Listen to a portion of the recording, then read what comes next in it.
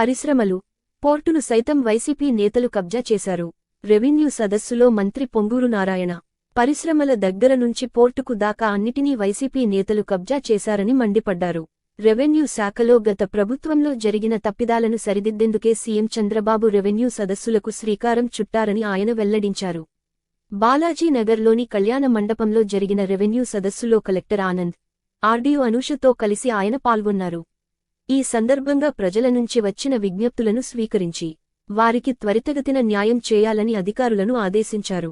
అనంతరం మంత్రి మీడియాతో మాట్లాడుతూ సామాన్యులను భయభ్రాంతులకు గురిచేస్తూ వైసీపీ నేతలు 1000 ఎకరాల భూములను కబ్జా చేశారని విమర్శించారు.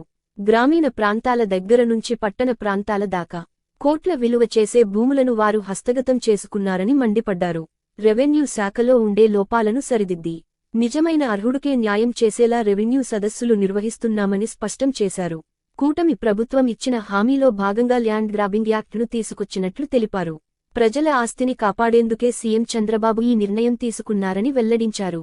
ప్రభుత్వ భూములను కబ్జా చేసిన, ప్రైవేట్ ఆస్తులను లాక్కున్నా వారిపై నాన్ బెయిలబుల్ సెక్షన్ కింద కేసు నమోదు చేసి 10 నుంచి 14 ఏళ్ల జైలు శిక్ష పడేలా చర్యలు తీసుకుంటామని ఆయన హెచ్చరించారు. రెవెన్యూ సదస్సులో వచ్చిన భూ సమస్యలను నెల రోజుల్లోనే అధికారులు పరిష్కరిస్తారన్నారు. ప్రజా సమస్యల పరిష్కరించే విధంగా చట్టాన్ని తీసుకొచ్చిన ముఖ్యమంత్రికి ప్రజల తరఫున ధన్యవాదాలు తెలుపుతున్నట్లు మంత్రి నారాయణ స్పష్టం చేశారు. వీలైనంత త్వరగా భూ సమస్యలను పరిష్కరించాలని అధికారులకు ఆదేశాలు ఇచ్చామన్నారు.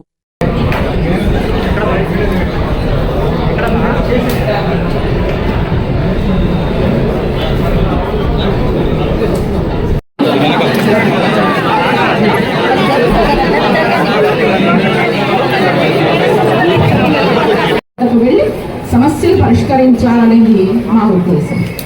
సదస్సుల నిర్వహణ క్రమం సంబంధించిన సమస్యలను పరిష్కరించేందుకు సంబంధిత శాఖలలో తమ భూములకు సంబంధించిన అభ్యంతరాలను భూ యజమానులు అధికారుల దృష్టికి తీసుకురావచ్చు.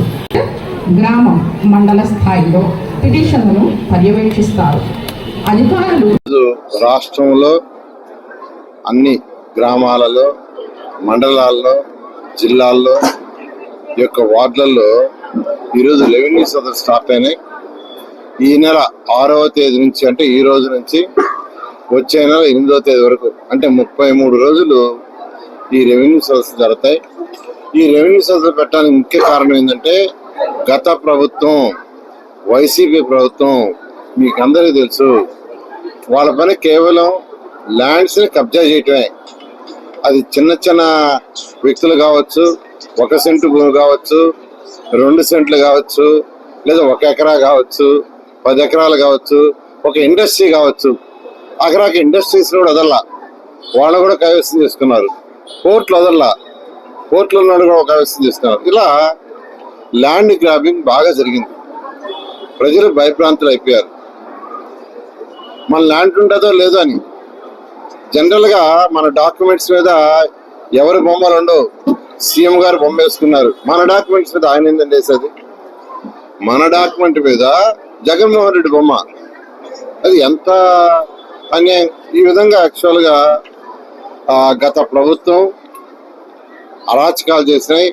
ఆ ప్రభుత్వంలో పరిపాలన లేదు, ప్రజా పరిపాలన లేదు, ప్రజా పరిపాలన పోయింది. ఏ ఎమ్మెల్యే అనుకుంటే వాళ్ళకే ల్యాండ్, లేదా ఆయన తీసుకోవటం. ఎమ్మెల్యేనా తీసుకున్నాడు, దాంట్లో ఎవరికన్నా ఇప్పించేవాడు. ఇది తప్పితే ఇంకేం లేదు. ప్రజా పరిపాలన పోయి అందరూ భయభ్రాంతులయ్యి ఆ యొక్క ప్రభుత్వాన్ని 11 సీట్లు కట్టడి చేశారు. అయితే ఎలక్షన్ చేసేటప్పుడు ముఖ్యమంత్రి గారు చాలా క్లియర్గా చెప్పారు, మా ప్రభుత్వం రాగానే గత ప్రభుత్వం తెచ్చిన యాక్ట్ని క్యాన్సిల్ చేస్తామని.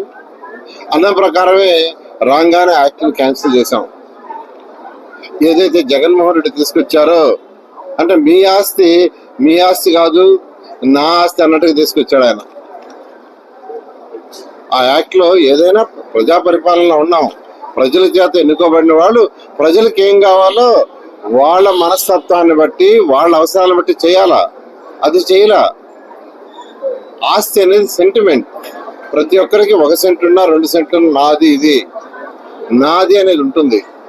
ఆ తర్వాత నా కొడుకు ఇచ్చుకోవాలో, లేదా కూతురుకో, అల్లుడికో, మనోరాలకో మనోడు కానీ ప్రతి ఒక్కరు ఫీల్ అవుతారు. ఒక సెంటిమెంట్, ఆ సెంటిమెంట్ లేకుండా గత ప్రభుత్వంలో జగన్మోహన్ రెడ్డి గారు చేయడం జరిగింది. అందుకని ఈ ప్రభుత్వ రంగానే మన అసెంబ్లీలో ల్యాండ్ గ్రాబింగ్ ప్రివెన్షన్ బిల్ 2024 తీసుకొచ్చాం. మీ ఆస్తిని కాపాడటం కోసం ఈ యొక్క యాక్ట్ని తీసుకురావడం జరిగింది. పాత పుట్టడంగల్స్ ఉంటాయి, ఒకవేళ ప్రభుత్వాలు 22A రిజిస్టర్లు ఉన్నాయంటే అవి ఉంటాయి. ఇలాంటివి అన్ని రికార్డుతో సహా జనాల దగ్గర గ్రామ స్థాయికి వెళ్ళి అక్కడ ఉన్న సమస్యలు, అక్కడ వాళ్ళు చాలా కాలం నుంచి ఉన్న సమస్యలు ఉండొచ్చు, కొత్తగా రైస్ అయిన సమస్యలు ఉండొచ్చు, ఇవన్నీ కూడా ఆ రోజు నమోదు చేయడం అవుతాయి. సో దానికి ఆన్లైన్లో PGRS రెవెన్యూ సదస్సులు అని చెప్పి సపరేట్గా ఒక ఆన్లైన్ ఎంట్రీ మొడ్యూల్ కూడా ఇవ్వడం జరిగినాయి. సో ఆ మొడ్యూల్లో ఎంటర్ చేసిన తర్వాత కొన్ని సమస్యలు గ్రామ స్థాయిలోనే సాల్వ్ చేసిన సమస్యలు ఉంటాయి. కొన్ని చిన్న చిన్న బౌండరీ డిస్ప్యూట్స్ కావచ్చు, లేదంటే కొన్ని మన బేసిక్ ఎంట్రీ రెవెన్యూ రికార్డులో ఎంట్రీస్ తప్పున్నవి కావచ్చు, లేదంటే చిన్న గొడవలు ఊరు లెవెల్లోనే తహసీల్దార్ ఆధ్వర్యంలోనే మాట్లాడుకున్నది అయితే సాల్వ్ చేసిన సమస్యలు ఉండొచ్చు. అలాంటివన్నీ కూడా వీలైనది ఆ రోజే ఆ గ్రామ సభలోనే తెలిసినట్టు కొన్ని సమస్యలు మన రెవెన్యూ రికార్డులో మార్పు చేయాల్సినవి ఉంటాయి. కొన్ని పేర్లు తల్లిదండ్రులది పేర్ల నుంచి పిల్లలది పేర్లు మార్చుకోవడం కానీ, లేదంటే మ్యూటేషన్స్ చేయాల్సినవి కానీ, ఇలాంటివి కొన్ని సమస్యలు మన రికార్డ్స్లో మార్చాల్సిన సమస్యలు ఉంటాయి రెవెన్యూ తరఫు నుంచి.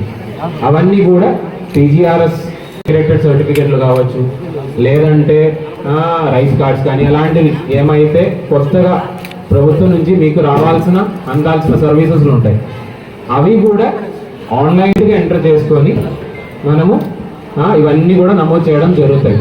అదేవిధంగా ఆ గ్రామానికి వచ్చిన ఇంతకు ముందు లాస్ట్ ఒక 3-4 నెలల ఆ గ్రామానికి సంబంధించి మండల స్థాయిలో కానీ, డివిజన్ స్థాయిలో కానీ, జిల్లా స్థాయిలో కానీ ఎక్కడైనా సమస్యలకు సంబంధించి ఎక్కడైనా నమోదు చేసిన విషయాలు ఉన్నట్లయితే అవన్నీ కూడా ఒకసారి అందరికీ ఈ సమస్యలు ఈ గ్రామ స్థాయిలో జరిగినాయి, దీనికి సంబంధించి ఈ చర్యలు తీసుకున్నారు, లేదంటే ఒక 100 సమస్యలు ఉన్నట్లయితే 60 దాకా సమస్యలు ఇప్పటి వరకు సాల్వ్ చేయగలిగాము, మిగిలిన 40 ఈ స్థాయిలో ఉంది అని చెప్పి అవి కూడా ఒకసారి చదివి వినిపిస్తారు ప్రతి ఒక్కరికి. సో ఈ యొక్క పద్ధతి కింద మనం అనుకున్నది ఏంటంటే నెక్స్ట్ ఒక 30 రోజులు రెవెన్యూ యంత్రాంగం జనాలకి దగ్గరకి వెళ్తారు, వాళ్ళ సమస్యలు వాళ్ళు ఆఫీస్కి రాకుండానే మన స్థాయికి వస్తుంది. అది మనం నమోదు చేసిన తర్వాత రాబోయే రోజుల్లో ఇది సాల్వ్ చేస్తాము. సో ఈ యొక్క ఉద్దేశంతో రెవెన్యూ సదస్సులు చేయడం జరిగినాయి. మనం ఈ రెవెన్యూ సదస్సులు మొదలుపెట్టిన ముందు కొన్ని ఆల్మోస్ట్ ఒక 300 గ్రామాల పైన రీసర్వే అయిన గ్రామాలు ఉన్నాయి. అక్కడ రీసర్వే గ్రామ సభలు కూడా జరిగి ఉన్నాయి. సో ఆ రీసర్వే గ్రామ సభలు వచ్చిన సమస్యలు కూడా సుమారుగా ఒక 8,000 సమస్యలు మనకు జిల్లా వ్యాప్తంగా వచ్చింది. దాంట్లో ఒక 1,500 దాకా మనం సాల్వ్ చేయగలిగాము, మిగిలిన ఇంకా కూడా సాల్వ్ చేయాల్సినవి ఉన్నాయి, అది కూడా మనం చేయబోతున్నాము. సో ఈ గ్రామంలో కూడా అంటే ఫస్ట్ మన ప్రయారిటీ ఏంటంటే సుమారుగా 400 గ్రామాల్లో మనకు రీసర్వే జరగలేదు. ఆ గ్రామానికి ఫస్ట్ ప్రయారిటీ ఇచ్చుకొని ఆ గ్రామాల్లో ముందుగా ఈ రెవెన్యూ గ్రీవెన్స్లు నడపబోతున్నాము.